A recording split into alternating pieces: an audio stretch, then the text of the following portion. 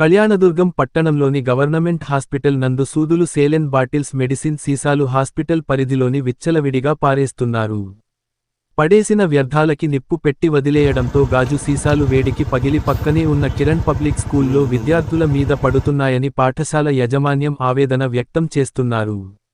నిప్పు పెట్టడంతో ప్లాస్టిక్ వ్యర్థపదార్థాలు పొగతో కప్పుబడి చుట్టుపక్కల వ్యాపించి హాస్పిటల్లోని రోగులకి పక్కనే కిరణ్ పబ్లిక్ స్కూల్ విద్యార్థులు అస్వస్థత గురవుతున్నారని పాఠశాల సిబ్బంది విజ్ఞప్తి చేస్తున్నారు.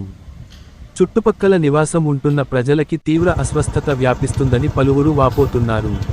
సంబంధిత అధికారులు చర్యలు తీసుకోవాలని, వ్యర్థాలను ఎక్కడ పడితే అక్కడ వేయకుండా చెత్త సేకరణ కుండీలు ఏర్పాటు చేసి జననివాసాలు లేని ప్రాంతాలకు తరలించాలని పలువురు ఆరోపిస్తున్నారు.